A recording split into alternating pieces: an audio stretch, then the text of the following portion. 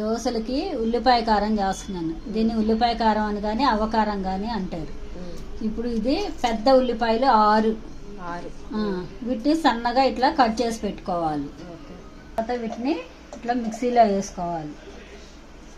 మొత్తం ఒకేసారి వేసుకోవచ్చా? అవును. దీంట్లో 1.5 స్పూన్ సాల్ట్, 1.5 స్పూన్. ఓకే. అది సరిపోకపోతే చూసి కావాలంటే మళ్ళీ వేసుకోవచ్చు.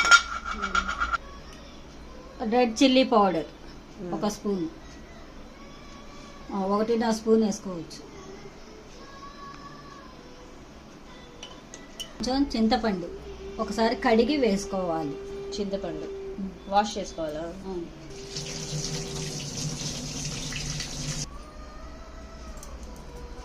అంతేనా?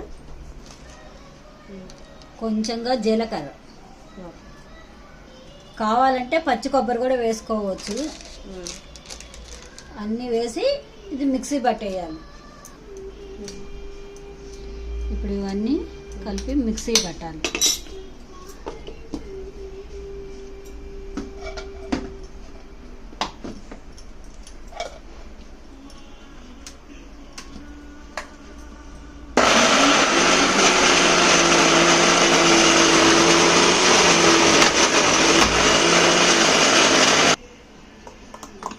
స్పూన్తో ఒకసారి బాగా కలిపి చూసుకోవాలి.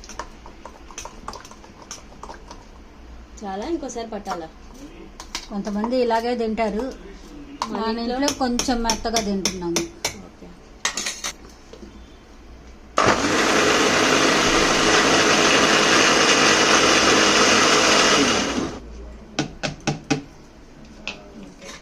ఇది తాలింపు పెట్టాలి.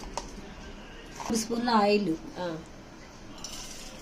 1 స్పూను తాలింపు గింజలు, కడిగి పెట్టిన కరివేపాకు,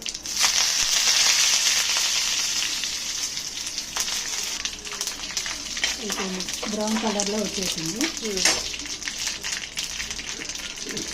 దీంట్లో ఇప్పుడు కారం,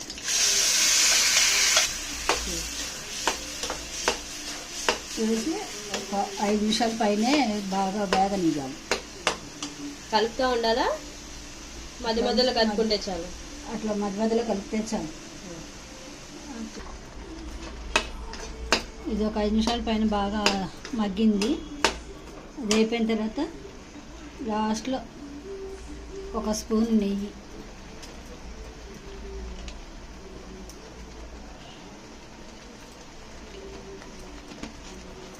దేంట్లో ఈ ఆనియన్ కారం దేంట్లో అంతా తినచ్చు మమ్మీ? దోశలకి, ఇడ్లీకి తమిళనాడులో తప్పిడి బిళ్ళలు అని చేస్తారు. తప్పిడి బిళ్ళకి బాగుంటుంది. మా కళ్ళు మండుతున్నాయి. వంటలు చేసేటప్పుడు కళ్ళు మండకుండా, చేతులు కాలకుండా, వాతలు పడకుండా ఉండదు. ప్రతి ఒక్కరికి సహజమే. ఇవన్నిటిని ఓచుకుంటూ తృప్తిగా హ్యాపీగా చెయ్యాలి. అయితే కాళ్ళకి కాలేజీ వేసుకొని చేస్తాం. ఇప్పుడు మీ ఫ్యాషన్లు ఇవన్నీ మాకు ఎన్నక్కర్లేదు, మాకు అలవాటు అయిపోయింది. అయిపోయిందా కారం? అయిపోయింది. ఓకే. దోశలకు కూడా మమ్మీ పెట్టేశారు. నెక్స్ట్ దోశలు పోసి ఆవకారం పెట్టుకొని. ఓ వెరీ గుడ్. పానకం కూడా చేసేసావా? ఇది దోశలకి పానకం. ఇది చిన్నపిల్లలకి చాలా ఇష్టంగా ఉంటుంది. ఆ అవకారం చేసినప్పుడు అవకారము పానకము 2 పక్కన పెట్టుకొని తింటే సూపర్గా ఉంటుంది. చిన్నపిల్లలు బాగా ఇష్టంగా తింటారు. ఈ పానకం ఎలా చేయాలనేది ఇంకోసారి చూపిస్తాను.